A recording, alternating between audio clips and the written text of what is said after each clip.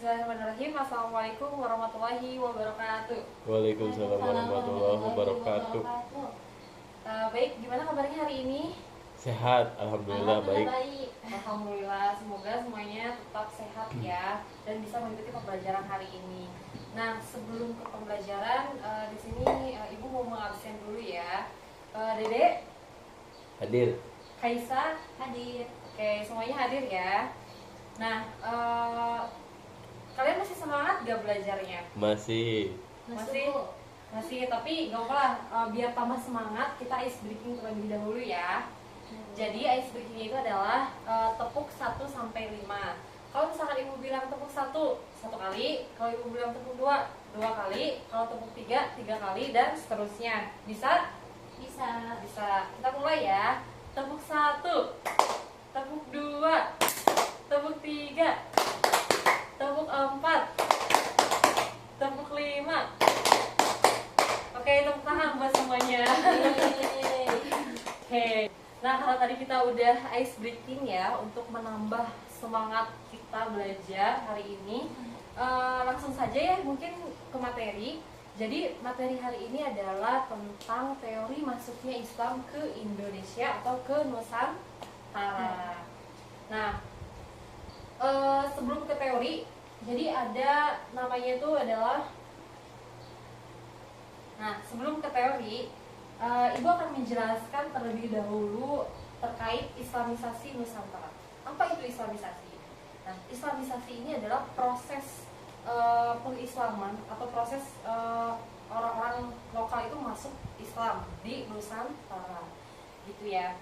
Kemudian, jadi Islamisasi Nusantara ini adalah proses penyebaran Islam di Indonesia yang dimana ini adalah sebuah fenomena sosial budaya. Kenapa dikatakan sebuah fenomena sosial budaya? Karena proses penyebaran Islam di Indonesia ini terjadi karena adanya interaksi dan juga akulturasi budaya, gitu. Nah, kemudian tadi sudah dikatakan ya bahwa proses penyebaran Islam di Indonesia ini adalah fenomena sosial budaya, yang dimana ini tuh melibatkan interaksi sosial, budaya, dan politik antar bangsa, gitu. Kemudian juga proses penyebaran Islam di Indonesia ini berlangsung secara damai melalui akulturasi atau pembauran antara budaya asing dengan budaya yang ada di Indonesia atau budaya lokal. Kemudian proses penyebaran Islam di Indonesia ini juga membangun sebuah peradaban baru yang toleran, gitu, yang toleran terhadap tradisi lokal. Kenapa bisa dikatakan seperti itu? Karena para pedagang dari Timur Tengah atau dari negara-negara Islam lainnya membawa budaya dan agama yang baru masuk ke Indonesia atau masuk ke Nusantara itu dengan tetap menghargai tradisi lokal, bahkan sampai terjadinya akulturasi atau pembauran antara budaya mereka dengan budaya yang ada di Indonesia. Seperti itu. Nah, baik, hal ini sejalan dengan prinsip multikultural dalam Islam. Yang pertama adalah prinsip kesetaraan, yang dimana prinsip kesetaraan ini adalah menghargai perbedaan suku, bahasa, dan strata sosial sebagai fitrah manusia. Jadi dengan para pedagang Timur Tengah dan atau negara-negara Islam yang datang ke Indonesia melakukan interaksi jual beli dan lain sebagainya itu, mereka itu berinteraksi karena urusan jual beli. Tapi sebenarnya di belakang mereka itu mereka memiliki perbedaan budaya, bahasa, dan lain sebagainya, gitu. Kemudian prinsip multikultural yang kedua juga yaitu dialog atau komunikasi, yang dimana mereka mengutamakan keterbukaan dan musyawarah dalam penyelesaian masalah. Jadi mungkin maksudnya seperti ini ya. Jadi ketika para pedagang Muslim yang datang ke Nusantara, mereka menawarkan dagangannya, kemudian kan itu kan pasti ada kayak negosiasi dan lain sebagainya, mungkin aja kan timbulnya masalah dan lain sebagainya. Nah, diselesaikannya itu dengan cara bermusyawarah, gitu, dengan cara saling terbuka, gitu. Apalagi dengan karakteristik orang Indonesia atau orang Nusantara yang sopan dan ramah, yang mudah menerima orang asing, itu juga kan menjadi hal yang pendukung lah untuk terjadinya keterbukaan dalam komunikasi itu. Nah, kemudian prinsip yang ketiga ini adalah kerjasama, yang dimana membangun kemitraan antar komunitas untuk kesejahteraan bersama. Jadi mereka itu memiliki prinsip bekerja sama gitu, bukan malah masing-masing gitu, karena demi kesejahteraan bersama. Nah, selanjutnya itu kita masuk ke teori masuknya Islam ke Nusantara. Jadi di sini ada 4 teori masuknya Islam ke Nusantara berdasarkan bukti yang ditemukan di Indonesia. Seperti yang pertama ini ada teori Gujarat. Nah, teori Gujarat ini berasal dari India yang dimana buktinya itu ditemukan pada batu nisan Sultan Malik As-Saleh.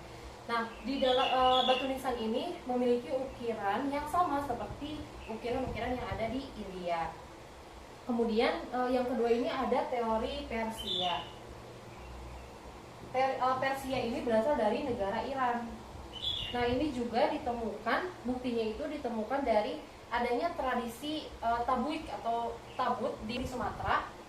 Jadi tradisinya itu sama seperti yang ada di Iran, seperti itu. Kemudian selanjutnya itu ada yang ketiga itu teori Mekah. Teori Mekah ini berasal dari Arab, bahwa agama Islam ini datang langsung dari negara Arab.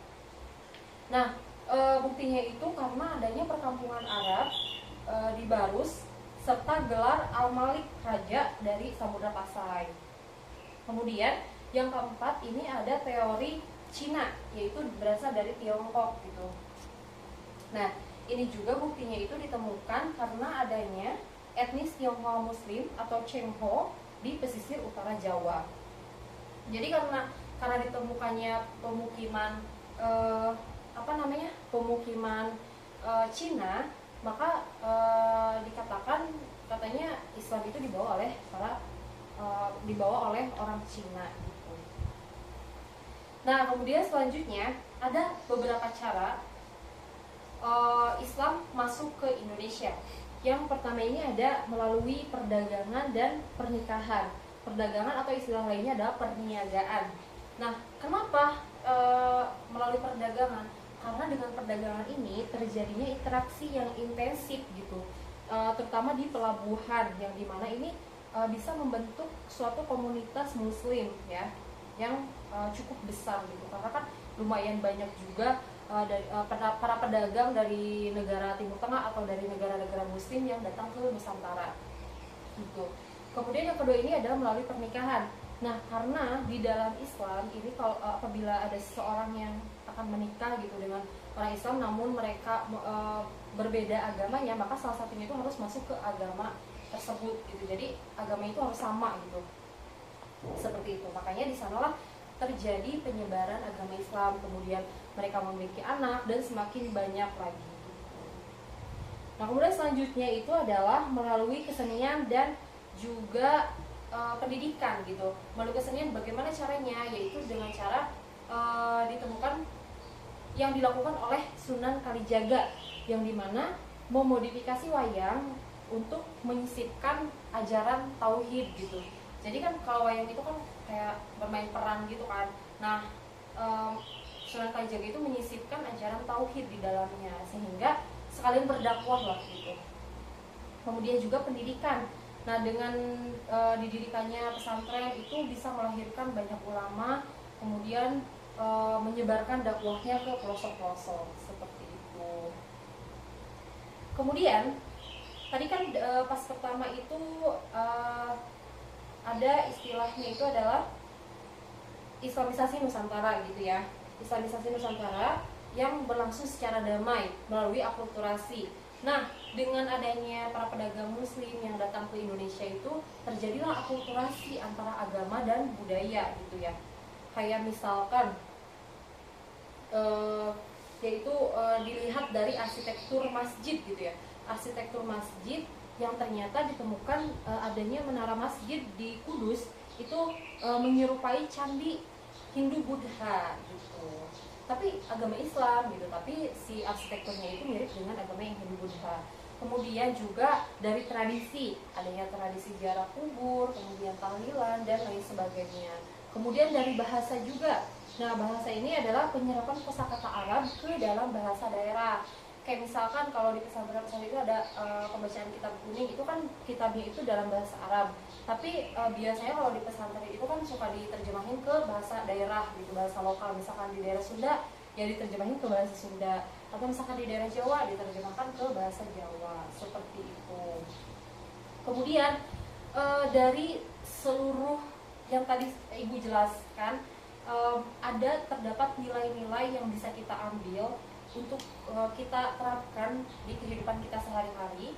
Yang pertama itu adalah toleransi atau tasamuh, yaitu yang dimana kita harus saling menghormati perbedaan keyakinan, seperti yang dilakukan oleh para pedagang muslim yang datang ke Indonesia. Itu mereka menghormati gitu, menghargai budaya-budaya yang sudah ada sebelum mereka datang gitu, jadi tidak memaksakan. Makanya proses islamisasi di Nusantara ini berjalan secara damai, seperti itu. Kemudian nilai yang kedua ini adalah keterbukaan dalam berkomunikasi. Nah, terbuka terhadap budaya luar yang positif. Jadi ketika kita terbuka terhadap budaya luar yang positif, itu nggak apa-apa. Yang penting kita harus meningkatkan literasi kita, supaya ketika ada budaya luar yang negatif kita tidak mengikutinya. Tapi kalau budaya luar yang positif itu gak apa-apa kita mengikuti, seperti itu. Nah, kemudian nilai yang bisa kita terapkan juga adalah persatuan, yang dimana persatuan ini menjadikan perbedaan itu sebagai kekayaan, bukan sebagai konflik gitu.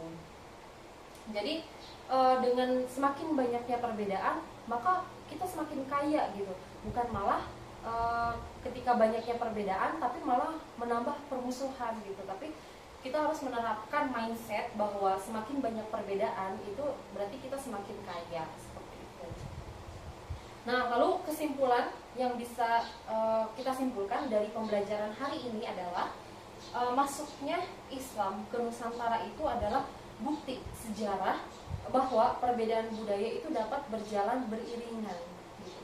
Bukan malah terjadinya permusuhan gitu ya. Jadi beriringnya secara damai melalui komunikasi dan akomodasi budaya yang cerdas, seperti itu. Nah, mungkin dari pembahasan yang tadi sudah Ibu jelaskan, apakah ada yang ingin ditanyakan? Tidak ada. Tidak ada. Oke, baik, mungkin sudah jelas ya pembahasannya.